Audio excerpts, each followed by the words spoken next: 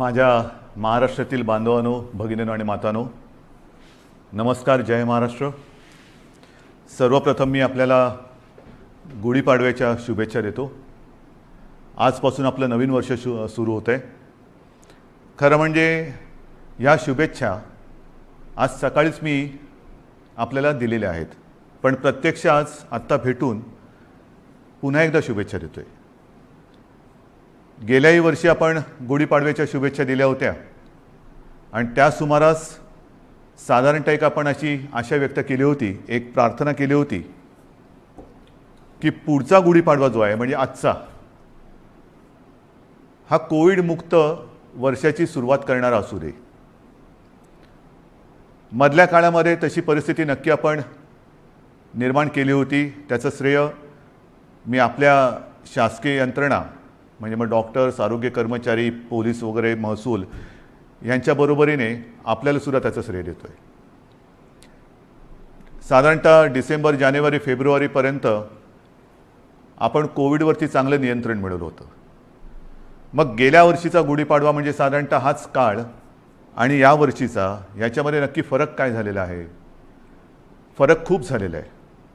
मधल्या काळात जे आपल्याला वाटत होतं की हे युद्ध आपण जिंकत आलेलो आहोत, त्या युद्धाला पुन्हा एकदा सुरुवात झालेली आहे. आणि ही सुरुवात अशी तशी नाही आहे, तर फार भयानक पद्धतीने ही रुग्णवाढ झालेली आहे. भयानक पद्धतीने म्हणजे आजचा जो आकडा आहे रुग्णांचा, तो आजपर्यंतचा सगळ्यात उच्चांक गाठणारा हा आकडा आहे. जवळपास 60,212 एवढे कोविड पॉझिटिव्ह रुग्ण आज आपल्या राज्यामध्ये नोंदवले गेलेले आहेत. 60,212 म्हणजे फार भीतीदायक ही परिस्थिती आहे. त्याच वेळेला मी एक आणखीन गोष्ट आपल्याला सांगू इच्छितो की साधारणतः गेल्या वर्षी जेव्हा कोविडने आपल्या राज्यामध्ये किंबहुना आपल्या देशामध्ये पहिलं पाऊल टाकलं, तेव्हा आरोग्य सुविधा काय होत्या मी वेळोवेळी आपल्याला कल्पना दिलेली आहे. कोविडसाठी चाचणी करणारी जी लॅब आपण म्हणतो ती आपल्या राज्यात 1 किंवा 2च होत्या. आज सर्व मिळून जवळपास 523 चाचणी केंद्र आपल्या राज्यामध्ये आहेत. आता तुम्ही म्हणाल तुम्ही 523 सुरू केलेत, ते केलेलीच आहेत, पण तरी देखील चाचणीसाठी आणि चाचणीचे रिपोर्ट यायला उशीर लागतोय. कारण सरळ आहे की आता त्या वाढवलेल्या सुविधासुद्धा आपल्याला अपुऱ्या पडायला लागलेल्या आहेत.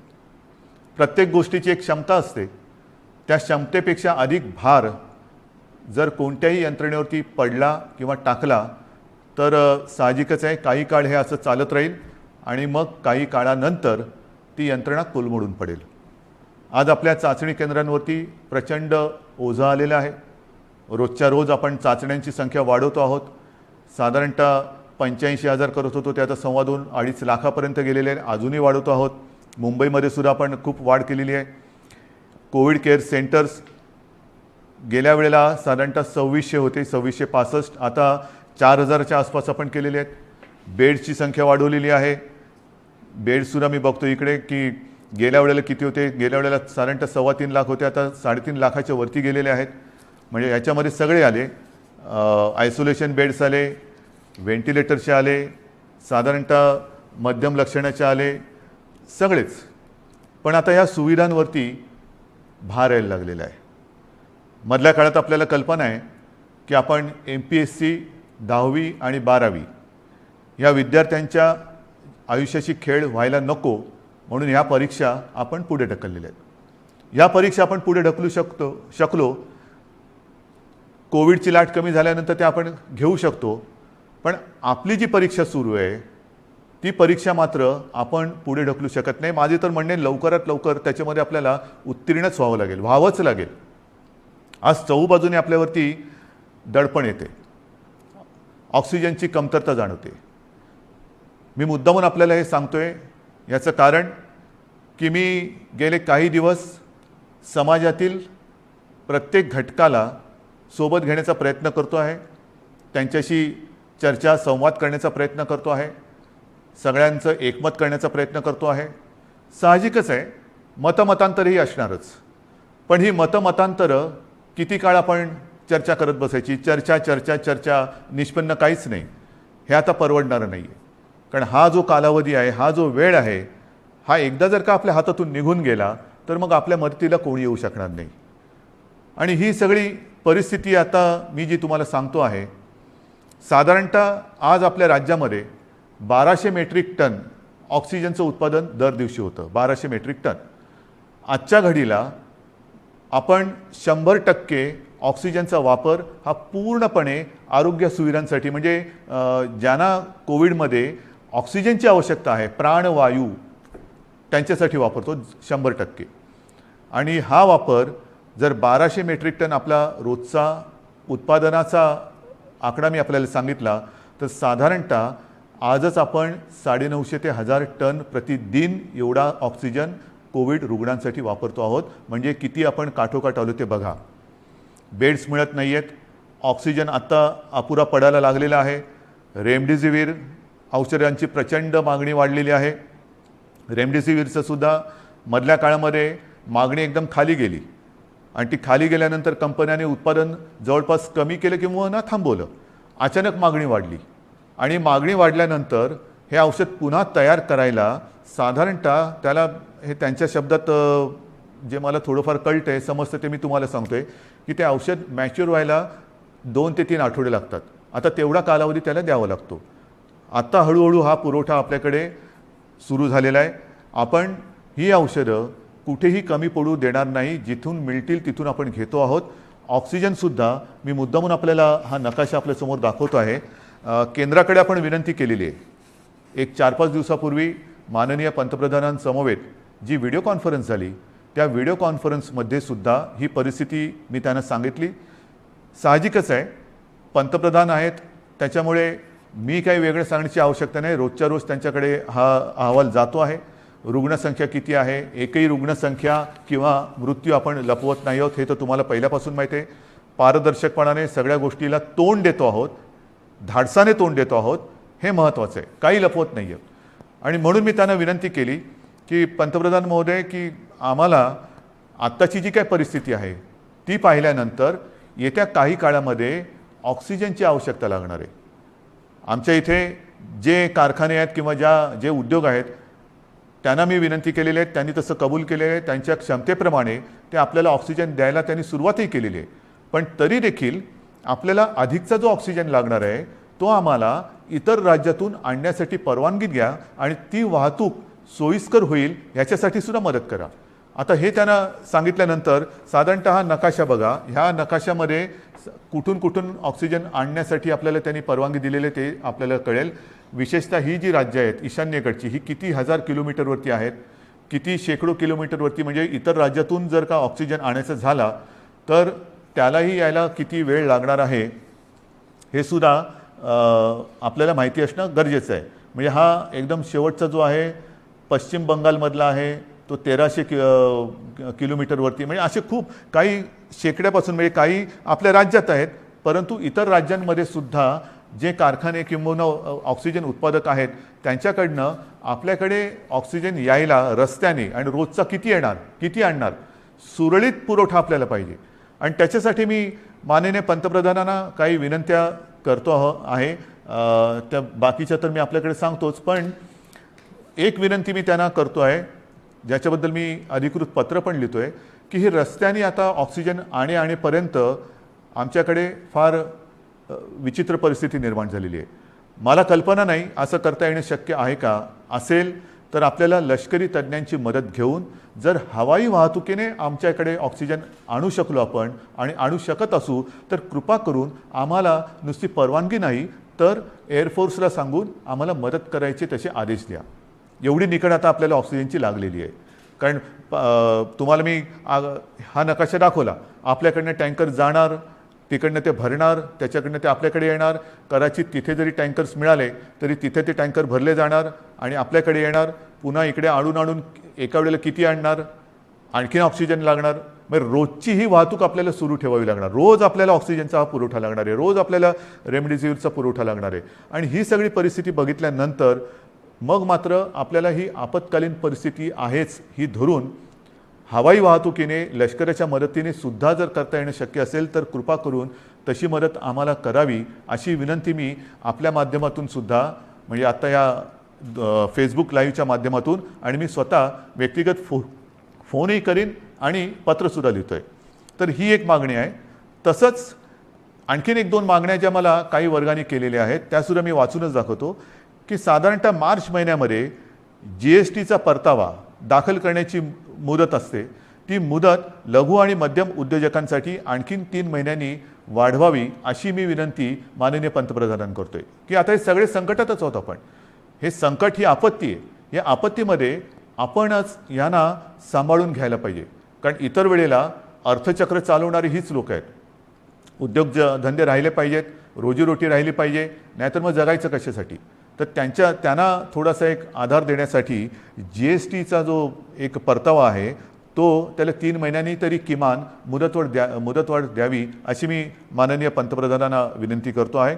नंतर जसे आपण बघत असतो की भूकंप होतो, काही वेळेला अतिवृष्टी होते, पूर येतो, मग ती नैसर्गिक आपत्ती आपण जाहीर करतो. नैसर्गिक आपत्ती जाहीर केल्यानंतर मग त्याच्यामधले जे काही निकष असतात त्या निकषच्या अनुषंगाने आपण वैयक्तिक मदत ही करत असतो. तर ही सुद्धा एक नैसर्गिक आपत्ती आहे, तिथं आपण सगळ्यांनीच मानलेली आहे. पण ह्या नैसर्गिक आपत्तीमध्ये जसं इतर नैसर्गिक आपत्तीमध्ये जे निकष आपण लावतो आणि विशेषतः ज्यांची रोजीरोटी ही ह्याच्यामध्ये थोडीशी हल्लेली आहे म्हणा किंबहुना जाण्याची शक्यता निर्माण झालेली आहे, त्यांच्या रोजीरोटीवरती गदा किंबहुना संकटात सापडलेली आहे, अशा लोकांना व्यक्तिगत मदत आपण काय करू शकतो ती मदतसुद्धा द्यावी अशी मी माननीय पंतप्रधानांकडे विनंती करतो आहे. याचं कारण असं की ही आपत्ती ही फार विचित्र आहे. याच्यावरती अजूनही म्हटलं तर औषध सापडलेलं तर नाहीच आहे, पण लस ही सापडलेली आहे. माननीय पंतप्रधानांनी सांगितलं की 11 ते 14 तारखेपर्यंत टीका महोत्सव करा आहे. माझं तर म्हणणं केवळ 4च दिवस नाही, आमच्याकडे आम्ही लसीकरणाचा वेग हा मोठ्या प्रमाणावरती वाढवलेला आहे. पुन्हा मी त्या लस किती मिळते आणि किती ह्या राजकारणात जाऊ इच्छित नाही, पण लसीकरण हे वाढवावंच लागेल. लसीकरण का वाढवायचं तर लसीकरण केल्यानंतर ह्या लाटेतून बाहेर पडू का नाही. कारण लस दिल्यानंतर सुद्धा प्रतिकारक शक्ती यायला काही दिवस जावे लागतात. नक्कीच आत्ताची लाट ही प्रचंड मोठी आहे. या लाटेतून आपल्याला काही गोष्टी मी पुढे सांगणार आहेत त्या करूनच बाहेर पडावं लागेल. परंतु लसीकरण एवढ्यासाठी की लसीकरण केल्यानंतर तिसरी लाट, कारण जगामध्ये आता तिसरी लाट, चौथी लाट, पाचवी लाट ह्या अशा लाटामागून लाटा ह्या येत आहेत, हा अनुभव आहे. जसं ब्रिटननी काय केलं 2.5 ते 3 महिने अत्यंत कडक निर्बंध लावले, लॉकडाऊन केला. पण दरम्यानच्या काळामध्ये त्यांनी संपूर्ण जनतेला जवळपास काही टक्के जनता त्यांनी आता कव्हर केली, 50%हून जास्त झाली असेल जनतेला त्यांनी वॅक्सिनेशनच्या माध्यमातून एक सुरक्षित केलं. लसीचा पहिला डोस देऊन टाकला आणि तो दिल्यानंतर आत्ताचं तिथलं जे चित्र आहे हॉस्पिटलायझेशन बरंचसं कमी झालेलं आहे, मृत्यूदर हा घटलेला आहे. मग त्याच दिशेने त्याच मार्गाने आपल्याला देखील जावं लागेल. आपल्याला येत्या काही काळात भरपूर प्रमाणामध्ये लसीकरण वाढवावं लागेल की जेणेकरून पुढची लाट आपण कदाचित थोपवू नाही शकणार, पण तिचा वेग हा मंदावू शकू. म्हणजे पहिली लाट आता जर का बघितलं आपण पाठीवळून बघताना तर ह्या लाटेच्या तुलनेत ती लाट काहीच नव्हती. एवढी प्रचंड मोठी ही लाट आहे. अजूनही आपण पीकच्या जवळ गेलो आहोत की नाही कळायला मार्ग नाही आहे. रोजची रुग्णसंख्या वाढते आहे की कुठपर्यंत वाढेल सांगता येत नाही. एक वेगळेपण मी आपल्याला सांगतो की गेल्या वर्षीसुद्धा जेव्हा कोविडची सुरुवात झाली तेव्हा साधारणतः आपण एक चित्र समोर ठेवत असतो की आज एवढी रुग्णसंख्या आहे तर 15 दिवसानंतर रुग्णसंख्येत किती वाढ होईल, रुग्णवाढ किती होईल, महिन्याभरानंतर रुग्णवाढ किती होईल, आणखीन अशीच रुग्णवाढ राहिली, हाच वेग राहिला तर किती दिवसात किती रुग्णवाढ होईल. आणि मी आपल्याला सांगू इच्छितो गेल्या वर्षी केवळ आपल्या आणि आपल्याच जिद्दीमुळे आणि आपल्या संयमाने, आपल्या सहकार्यामुळे जे काही चित्र आपल्याला दाखवलं गेलं होतं तेवढी लाट आपण येऊ दिली नव्हती. त्यापेक्षा कितीतरी खाली आपण कोविडला ठेवला होता. म्हणजेच काय, आपण एकदा हे करून दाखवलेलं आहे. होय, एकदा आपण हे करून दाखवलेलं आहे, कोविडवरती नियंत्रण मिळवून दाखवलेलं आहे. मात्र यावेळीची जी लाट आहे ती लाट आणि जे काही चित्र समोर रुग्णवाढीचं ठेवलं जाते ते जवळपास येते. म्हणजे जी अपेक्षित रुग्णवाढ 15 दिवसांनी किती होईल, महिनाभरानंतर किती होईल, हे जे काय सांगितलं जाते ते चित्र हे यावेळेचं जवळपास सारखं आहे. गेल्या वेळेला जेवढी आपण आरोग्य सुविधा वाढवली की आरोग्य सुविधा नाही म्हटलं तरी तोकडी पडताना आपल्याला आता दिसते, आपण अनुभवतो आहोत. पण म्हणून आपण काही स्वस्थ नाही बसलेलो, आपण हातपाय गाळून अजिबात बसलेलो नाही, बसणारच नाही. जिद्दीने आपण लढणार आणि जिंकणारच, जिंकायचंच ही जिद्द घेऊनच आपण युद्ध लढतो आहोत. आज सुद्धा मी जे काय आपल्याला सांगणार आहे ते का पाहिजे. एक तर ही रुग्णवाढ भयावह आहे, भीतीदायक आहे. ऑक्सिजनचा उपयोग आपल्याला जास्त करावा लागतोय कारण तेवढी रुग्णसंख्या वाढते. ऑक्सिजनची कमतरता ही आता जाणवायला लागलेली आहे, औषधांची कमतरता ही जाणवायला लागलेली आहे, रुग्णशय्यांची कमतरता ही आता दिसायला लागलेली आहे. आपण येत्या काळामध्ये पुन्हा एकदा आरोग्य सुविधा आणखीन वाढवतो आहोत. मुंबईत वाढवतोय, विदर्भात वाढवतोय, पुण्यात वाढवतोय, सगळीकडे वाढवतो आहोत. जिथे जिथे जे जे करता येणं शक्य असेल ते ते आपण सगळे मिळून करतो आहोत. मग तिकडे ऑक्सिजनचे बेड्स वाढवायची आवश्यकता असेल तर ते वाढवतो आहोत, व्हेंटिलेटर्स वाढवण्याची आवश्यकता असेल तर ते वाढवतो आहोत, आयसोलेशन बेड्स वाढवण्याची आवश्यकता असेल ते वाढवतो आहोत, क्वारंटाईन वाढवण्याची आवश्यकता असेल ते वाढवतो आहोत. पण हे एकतर्फी झालं. एकतर्फी म्हणजे असं की त्याला अजून दोन गोष्टी आहेत. ही आरोग्य सुविधा वाढवल्यानंतर प्रत्यक्ष उपचार करण्यासाठी आपल्याला डॉक्टर्स लागणार. डॉक्टर्ससाठी सुद्धा आपले प्रयत्न चालू आहेत. आत्ता नवीन जे विद्यार्थी आपले उत्तीर्ण झालेले आहेत त्यांना आपण आवाहन करतो आहोत की तुम्ही पण या. त्यांचीसुद्धा आपण आरोग्याची काळजी घेणार आहोत, त्यांनासुद्धा आपल्यासाठी आपल्यासोबत घेणार आहोत. त्याचबरोबरीने मी जसं गेल्या वर्षी एक आवाहन केलं होतं की निवृत्त झालेले काही डॉक्टर्स किंवा डॉक्टर कधी तसे निवृत्त होतच नाहीत, पण परिचारिका असतील, आरोग्य कर्मचारी असतील, त्यांनासुद्धा मी आवाहन करतो आहे की तुम्हीसुद्धा पुन्हा एकदा ह्या महाराष्ट्रावरती कोसळलेल्या नैसर्गिक संकटात मदतीला, नुसतं मदतीला नाही मी म्हणत, लढायला पुढे या, लढण्यासाठी पुढे या. सर्व स्वयंसेवी संस्था आहेत, सेवाभावी संस्था आहेत, व्यक्ती आहेत, त्यांनासुद्धा मी आवाहन करतो आहे की आता वेळ आलेली आहे, तुम्हीसुद्धा या. जे जे आपण करता येणं शक्य असेल आणि जे जे तुम्ही करू शकाल ते ते करण्यासाठी आणि हे युद्ध जिंकण्यासाठी तुम्ही सरकारच्या सोबत या. बांधवांनो आणि भगिनीनो, ही उणीधुणी काढण्याची वेळ नाही आहे. मी गेल्याही वेळेला सांगितलं होतं, सर्व राजकीय पक्षांना पुन्हा एकदा आवाहन करतो आहे की उणीधुणी काढत बसू नका. आता जर का उणीधुणी काढत बसलो तर महाराष्ट्र आपल्याला माफ नाही करणार.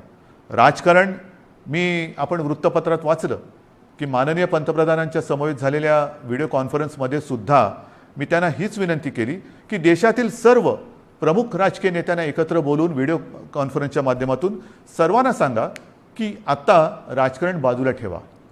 हे फार मोठं संकट आहे. आपण एकत्र येऊन जर का लढलो नाही, जर आपण याला साथ म्हणत असू तर आपण सुद्धा एक साथ आलो पाहिजे, एक साथ लढलं पाहिजे, तरच या साथीवरती आपण विजय मिळवू शकतो. आणि म्हणून ही सगळी परिस्थिती आपल्याला सांगितल्यानंतर नाईलाजाने मला काही गोष्टी ह्या थोड्याशा बंधनात्मक आपल्याला करावायला लागणार आहेत. आणि मला खात्री आहे की हे जे निर्बंध आपण लावतो आहोत हे केवळ आणि केवळ आपल्यासाठी आहेत. मला आनंद होतोय असं कृपा करून समजू नका. मी गेले महिनाभर साधारणतः याची कल्पना देत आलेलो आहे की असं नाही झालं तर काय होईल, तसं नाही झालं तर काय होईल. आपण तसं म्हटलं तर बराचसा वेळ चर्चेमध्ये आणि विचारविनिमयात घालवलेला आहे. आता मात्र कडक पावलं उचलण्याची आवश्यकता आणि ती वेळ तो क्षण आलेला आहे. मग काय करायचं. मी एकदम काही लॉकडाऊन असं म्हणत नाही आहे, पण काही निर्बंध हे साधारणतः त्या सदृश्य आहेत. कारण ही साखळी जर का तुटली नाही तर ही साखळी आपल्याला पूर्ण गुरफटून गुंबरून टाकल्याशिवाय राहणार नाही. आपल्याला रोजीरोटी महत्त्वाची आहेच, त्याहीबद्दल मी बोलणार आहे. पण रोजीरोटीच्या बरोबरीने आधी जीव वाचवायला पाहिजे. जीव वाचलं तर सगळं काही आहे. आणि जीव वाचवणं हाच आत्ता आपल्यासमोरचा महत्त्वाचा मुद्दा आहे. आणि तो वाचवण्यासाठी मी पुन्हा एकदा सगळ्यांना हात जोडून विनंती करतो आहे की आजपर्यंत जी काही निर्बंध आपण टाकलेले होते त्या निर्बंधात आता आपण अधिक वाढ करतो आहोत. आणि हे निर्बंध उद्या 8 वाजल्यापासून, संध्याकाळी 8 वाजल्यापासून आपल्या राज्यात लागू होतील. एक फक्त अपवाद थोडा आपल्याला करावा लागणार आहे, कारण तिथे 2-4 दिवसामध्ये मतदान आहे, ते म्हणजे पंढरपूर मंगळवेढा मतदारसंघ, विधानसभा मतदारसंघ. आपल्याला कल्पना आहे की तिथले आपले लोकप्रतिनिधी भारत भालके यांचं कोरोनामुळेच निधन झालं होतं. दुर्दैवाने ते आपल्यातून गेले आणि त्यांची जी जागा आहे त्या मतदारसंघात येत्या 2-5 दिवसामध्ये मतदान आहे. मतदान झाल्यानंतर मात्र तिकडे सुद्धा हे निर्बंध अत्यंत कडकपणाने लागू होतील. म्हणून मी थोडंसं माझ्या आणि आपल्या सगळ्यांच्या मनाविरुद्ध असलं तरी ह्या काही गोष्टी आपल्याला सांगतो आहे. मला खात्री आहे की आजपर्यंत जसं सहकार्य आपण मला केलं, ज्या ज्या गोष्टी मी आपल्याला सांगितल्या त्या गोष्टी आपण पाळल्या, तसंच सहकार्य येत्या काही दिवसासाठी आपण मला कराल आणि तसं करावं अशी मी पहिल्याप्रथम आपल्याला विनंती करतोय. काही निर्बंध मी आपल्याला वाचून दाखवतो आहे आणि बाकीचे सर्व निर्बंध जे आहेत, सगळे नियम आहेत, ते लवकरात लवकर हे प्रसिद्धी माध्यमाच्या माध्यमातून आणि आपल्या जी काही साईट आहे त्याच्यावरती अपलोड केले जातील की जेणेकरून सर्वांना अत्यंत स्पष्ट शब्दात त्याची कल्पना येईल. जे निर्बंध आहेत ते असे आहेत की उद्या संध्याकाळपासून आपण ब्रेक द चेन म्हणजे ही शृंखला तोडायची, आपल्याला तोडावीच लागेल आणि ती तोडण्यासाठी आपण राज्यात 144 कलम लागू करतो आहोत. म्हणजेच आजपर्यंत ही दिवसा जमावबंदी आणि रात्री संचारबंदी असं होतं, कधी रात्री जमावबंदी करत होतो. आता मात्र आपल्याला पुढचे किमान 15 दिवस राज्यामध्ये संचारबंदी लागू करावी लागत आहे. अनावश्यक येणं जाणं हे आपल्याला आता पूर्ण बंद, मी टाळणं म्हणत होतो, आता ते पूर्ण बंद करावं लागणार आहे. कोणत्याही व्यक्तीला अतिआवश्यक काम किंवा योग्य कारण नसेल तर घराबाहेर आपण आता पडू द्यायचं नाही आहे. मी तर विनंती करतोय की हे मी नियम सांगतोय, पण मला आपल्याकडनं उलटं पाहिजे की जसं एक शब्द आहे जनता कर्फ्यू, जनता ठरवते की नाही आम्हीच आता हे करणार किंवा हे करणार नाही, तसं तुम्ही ठरवायचं आहे की नाही ना आता तसं अनावश्यक काही काम आणि आहे ना बाहेर संकट, तर मग मीच कारण नसताना घराबाहेर पडणार नाही. मी आता कोरोनाला मदत करणार नाही, मी सरकारला मदत करणार, मी माझ्या नागरिकांना मदत करणार. आपल्याला आता प्रत्येकाने ठरवलं पाहिजे की कोणाला मदत करायची, कोरोनाला मदत करायची की कोरोना विरुद्ध लढणाऱ्या सरकारला आणि माझ्या माता भगिनींना आणि बांधवांना मदत करायची. हा निर्णय आता ज्यांनी त्यांनी घ्यायचा आहे की कोरोनाला मदत करणारे कोण आहेत आणि कोरोना विरुद्ध लढणारे कोण आहेत, कोरोना दूत कोण आहेत आणि कोविड योद्धे कोण आहेत, हे आता आपल्याला आता कळणार आहे. आणि म्हणून मला असं वाटतं की काही गोष्टी ज्या आहेत त्याच्यात आवश्यक कॅटेगरी सेवा व उपक्रम वगळून सर्व आस्थापना, सार्वजनिक ठिकाणे, इतर सेवा बंद राहतील. सकाळी 7 ते रात्री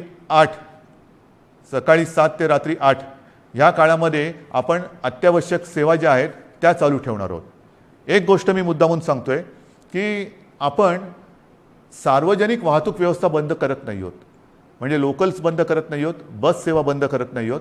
मात्र त्या केवळ आणि केवळ अतिआवश्यक कामासाठीच वापरल्या जातील आणि त्यातून त्या चालू का ठेवतोय तर जीवनावश्यक सेवा सुविधा देणारा जो कर्मचारी वर्ग आहे त्याचं येणं जाणं, कारण त्या जर का बंद पडल्या म्हणजे पाणी आहे, आपले सफाई कामगार आहेत, त्यांना कुठेही तसं आपण सांगू शकत नाही वर्क फ्रॉम होम, घरी राहा आणि शहर स्वच्छ करा, घरी राहा आणि शहराचा पाणी पुरवठा सुरळीत ठेवा, नाही, त्यांना संकट असो वा नसो आपल्यासाठी आपल्याला सेवा सुविधा देण्यासाठी रोज कामावर यावंच लागणार आहे.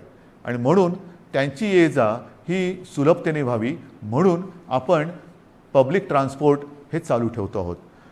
आणि त्याच्यामध्ये सुद्धा आवश्यक कॅटेगरी कोणती धरलेली आपण साहजिकच आहे, रुग्णालय आहेत, दवाखाने आहेत, वैद्यकीय विमा, औषधी कंपन्या, औषधी दुकाने, वैद्यकीय सेवा देणारे काही डीलर्स आहेत, वाहतूक सप्लाय चेन आहे, लस उत्पादक व वाहतूक करणारे, कारण लस उत्पादक त्यांच्यासाठी वायल्स लागतात, त्यांचे कारखाने उघडे राहतील, त्यांची वाहतूक ये जा करणारे वाहनं आहेत ती चालू राहणार आहेत, मास्क, जंतुनाशक उत्पादक, वितरक, वैद्यकीय कच्चा माल सगळे. त्याचप्रमाणे जनावरांशी जे संबंधित आहेत म्हणजे आपले कृषीची जनावरं आली, शहरामध्ये आपले ज्याला आपण पाळीव प्राणी म्हणतो त्यांच्या संबंधितली दुकानं, त्यांची दवाखाने हे उघडे राहतील, शीतगृहे, वेअरहाऊसिंग, हवाई वाहतूक, रेल्वे, बस, ऑटो, विविध देशांची राजनैतिक कार्यालय.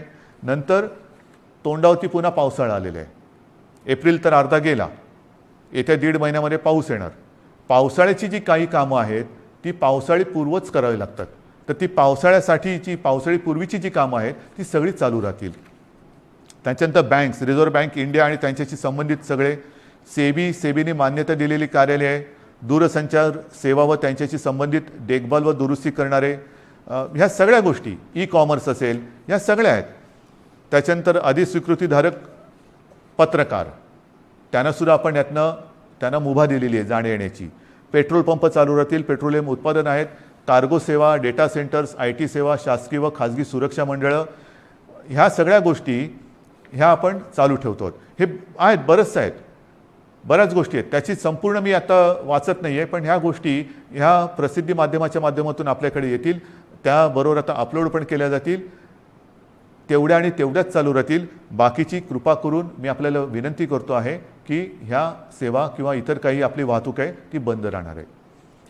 बांधकामामध्ये सुद्धा आणि इतर जे काही उद्योग आहेत त्यांनासुद्धा मी सांगतोय की तुम्हीसुद्धा जिथे जिथे तुमच्या साईट्स आहेत, एक तर त्या साईटवरती तुमच्याकडे सुविधा असेल तर तुमच्या कर्मचाऱ्यांची सोय तिथल्या तिथे करा.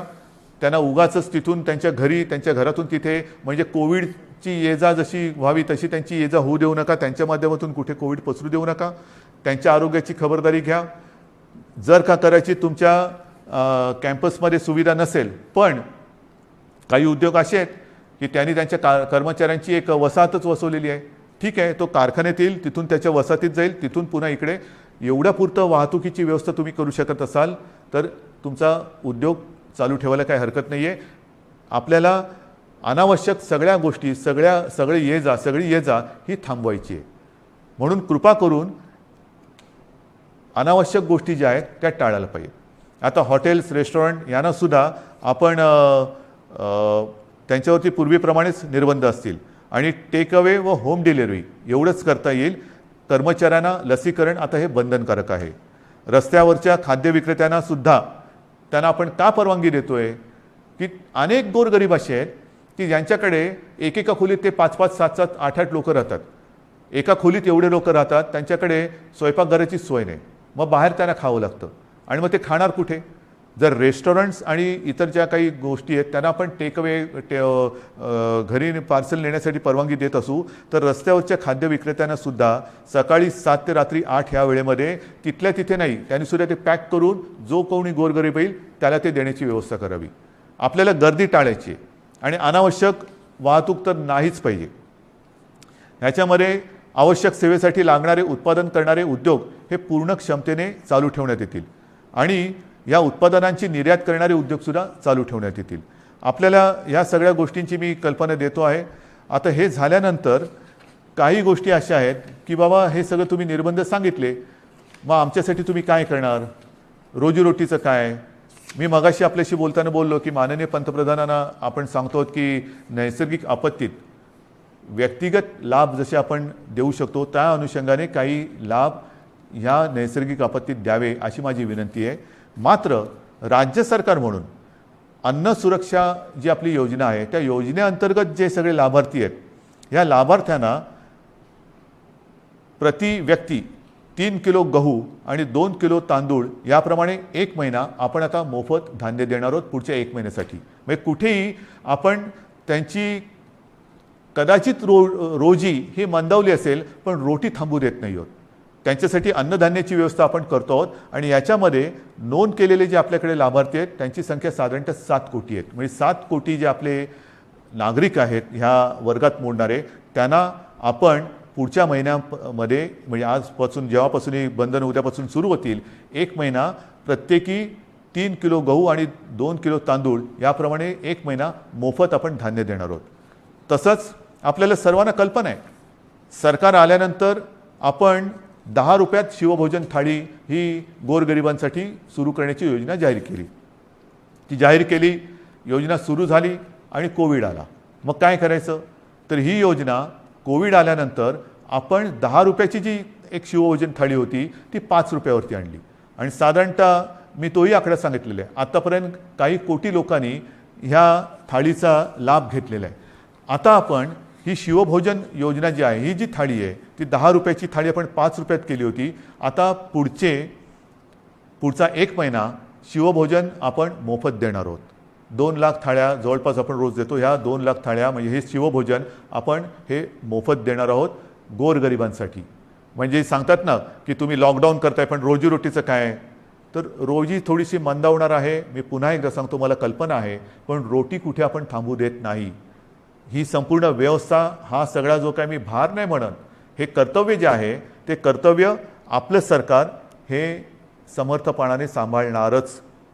भार हा पडणार सरकारवरती, जसा तुमच्यावरती पडतोय तसा सरकारवरती पडतोय, पण सरकार हा आपल्या सगळ्यांच्या आशीर्वादाने भार सोसणार आणि सोसायला ते समर्थ आहे. त्याचप्रमाणे आणखीन काही योजना आहेत. मी आता हे वाचतो.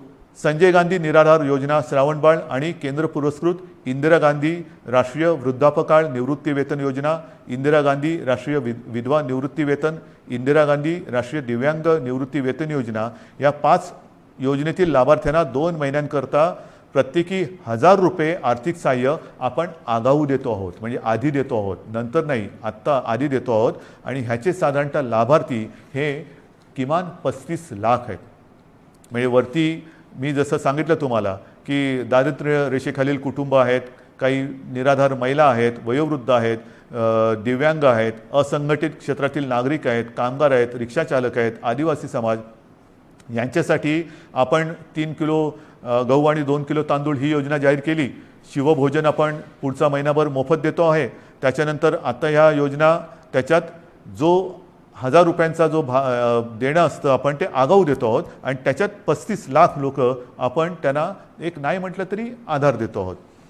नंतर महाराष्ट्र इमारत व इमारत कामगार कल्याणकारी जे मंडळ आहे त्या मंडळामध्ये राज्यातील नोंदणीकृत बांधकाम कामगार जे आहेत त्यांना 1500 रुपये, हे 1500 रुपये आपण अर्थसहाय्य देतोय प्रत्येकी.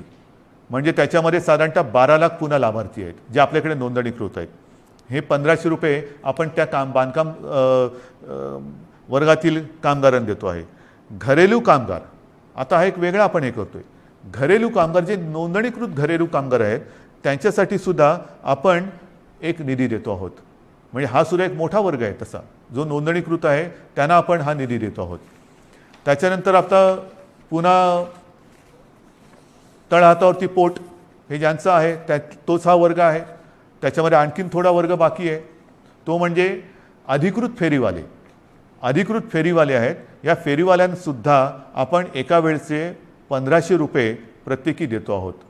फेरीवाल्यांसाठी जे अधिकृत नोंदणीकृत आहेत फेरीवाले त्यांना देतो आहोत. आणि हे जे देणं आहे हे या फेरीवाल्यांची स्वनिधी योजनेत बँकांकडे नोंदणी असल्यामुळे बँकांमार्फत हे त्यांच्या बँकेत हा जो काही निधी आहे तो त्यांना हस्तांतरण दिलं. ह्याच्यामध्ये जवळपास 5 लाख लाभार्थी आहेत. तसंच आपले रिक्षाचालक आहेत, कारण सगळंच बंद केल्यानंतर रिक्षाचालकांनी काय करायचं, तर ह्याच्यामध्ये सुद्धा जे परवानाधारक रिक्षाचालक आहेत त्या रिक्षाचालकांना सुद्धा एका वेळेचं आपण 1500 रुपये हे देतो आहोत. आता याच्यामध्ये सुद्धा साधारणतः 12 लाख लाभार्थी आहेत. म्हणजे तुम्ही बघत जा, 7 कोटी, 35 लाख, 12 लाख, 5 लाख, 15 लाख, आपण जे जे करता येणं शक्य असेल ते करतो आहोत. माझ्या आदिवासी समाजासाठी सुद्धा खावटी योजनेचा लाभ घेत असलेल्या आदिवासी कुटुंबांना प्रति कुटुंब आपण एका वेळेचं 2000 रुपये हे आर्थिक सहाय्य देतो आहे. ह्याच्यामध्ये सुद्धा आता लाभार्थी 12 लाख आहेत. म्हणजे आपण जेवढं करता येणं शक्य असेल तेवढं करतो आहोत. हे आत्ताच्या घडीला हे आपण जे पटकन करता येणं शक्य आहे ते करतो आहोत. त्याच्यानंतर आता ह्या टाळेबंदी हा शब्द वापरायचा न वापरायचा, पण ही जी काही निर्बंध आहेत त्या काळामध्ये आपल्याला कोविडवरची उपाययोजना जी आहे त्याच्यामध्ये इतर काही सुविधा वाढवायच्या आहेत. त्याच्यानंतर औषधं खरेदी आली, व्हेंटिलेटर्स खरेदी करणं आलं, सुविधा आली, सुविधांची उभारणी आली, त्याच्यासाठी काही पैसे लागतात. तर त्याच्यासाठी आपल्या जिल्हाधिकारी त्यांना काही पैसे आपल्याला त्यांच्याकडे देऊन ठेवावे लागतात की तुम्हाला आवश्यकतेनुसार, कारण पटकन आता रुग्ण आला आणि काही गरज लागली तर विचारत बसायचं नाही, जे जे करता येणं आवश्यक आहे ते तिकडे करायचं. आणि त्यांच्यासाठी सुद्धा आपण साधारणतः 3300 कोटी फक्त आणि फक्त कोविडसाठी म्हणून बाजूला काढून ठेवतो.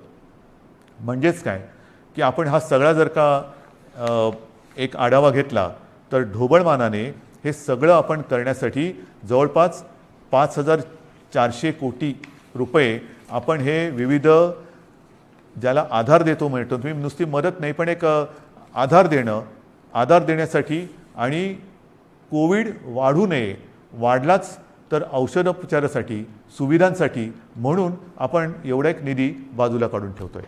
आणि म्हणून मला असं वाटतं बांधवांनो आणि भगिनींनो, मी सगळी परिस्थिती आहे ही आपल्यासमोर ठेवलेली आहे. ऑक्सिजनची सुद्धा परिस्थिती आपल्याला सांगितलेली आहे, बिकट आहे. पुन्हा एकदा सांगतो, साधारणतः आपल्या राज्याची क्षमता ही 1200 मेट्रिक टन प्रतिदिनी उत्पादनाची आहे. आज जवळपास 950 मेट्रिक टनपर्यंतचा वापर ऑक्सिजनचा फक्त आणि फक्त कोविडग्रस्त रुग्णांना, ज्यांना ऑक्सिजनची आवश्यकता आहे, ज्यांचा श्वास घ्यायला त्यांना त्रास होतो आहे, ही कल्पनासुद्धा करणं अशक्य आहे, अवघड आहे की श्वास रोखला जातो म्हणजे काय होतं आहे, घुसमटणं म्हणजे काय आहे. त्यांचा श्वास मोकळा होण्यासाठी, त्यांचा श्वासोच्छ्वास परत नैसर्गिक होण्यासाठी म्हणून हा आपण ऑक्सिजन वापरतो आहोत. पण ह्याच संख्येने जर रुग्णवाढ होत राहिली तर हाताशी राहिलेला ऑक्सिजन हा येत्या काही दिवसात संपल्याशिवाय राहणार नाही. आजसुद्धा रोजची आपली रेमडेसिवीरची जी गरज आहे, किती वापर होतो आहे, सगळीकडनं मागणी होते, रेमडेसिवीर पाहिजे. आपल्याला कल्पना आहे आपल्या राज्यात आजच्या दिवशी साधारणतः किती रेमडेसिवीर इंजेक्शन वापरले जातात? साधारणतः 40 ते 50 हजार, म्हणजे 40 ते 50 हजार सरासरी रोजची आजची आपली रेमडेसिवीर इंजेक्शनची ही मागणी आहे, गरज आहे. आता तुम्ही विचार करा, आजच्या घडीला रेमडेसिवीर थोडंसं कमी पडते, त्याची आपण हे करतोय, सोय केलेली आहे, येत्या काही दिवसात ते नियमित होईल. पण जर काही रुग्णसंख्या, रुग्णवाढ अशीच राहिली, याच पटीत वाढत राहिली तर येत्या काही दिवसामध्ये रेमडेसिवीरची आवश्यकता ही दुप्पट होणार आहे. म्हणजे जिकडे 50 हजार असेल तिकडे 1 लाख होणार आहे. 1 लाख म्हणजे अजून एवढीच रेमडेसिवीरची आवश्यकता आपल्याला आहे. हे सगळं मी अत्यंत प्रामाणिकपणाने आपल्यासमोर ठेवलेलं आहे. त्याच्यामध्ये कुठेही लपवाछपवी नाही, कुठेही अपारदर्शकता नाही. ही बंधनं केवळ आणि केवळ एक नाईलाज म्हणून आपल्याला आता ही स्वीकारावी लागत आहेत. याचं कारण की जगभराचा जो अनुभव आहे, आरोग्य सुविधा वाढवणं, लसीकरण वाढवणं, मात्र त्याच वेळेला ती वाढवण्यासाठी थोडीशी एक मध्ये आपल्याला संधी लागते. ती संधी आणि ही साखळी तोडण्यासाठी आपल्याला हे निर्बंध स्वीकारावे लागत आहेत. हे पूर्ण जगाने आता स्वीकारलेलं सत्य आहे. आणि म्हणून माझी आपल्याला हात जोडून विनंती आहे की ही बंधनं ही एकतर्फी टाकलेली नाही आहेत. ही बंधनं टाकण्यामागे जो उद्देश आहे तो केवळ आणि केवळ प्राण वाचवणे हाच एक उद्देश आहे. आनंददायी ही परिस्थिती नाही आहे, घाबरण्यासारखं सुद्धा तसं नाही आहे, कारण आपण समर्थपणाने ह्याचा मुकाबला करतो आहोत.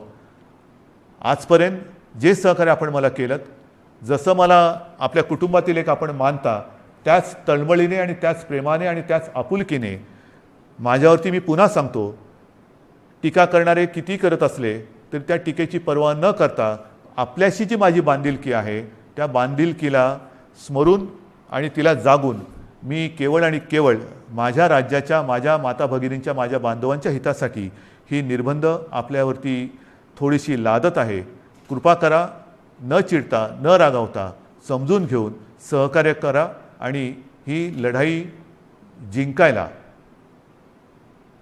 नुसती मदत नाही तर मी पुन्हा एकदा सांगतो की आपण सगळे सैनिक म्हणून सोबत या आणि ही लढाई जिंकायचीच या जिद्दीने पुन्हा एकदा कंबर कसून कोविड भगाव ह्या पद्धतीने आपल्याला आता हे करावं लागेल.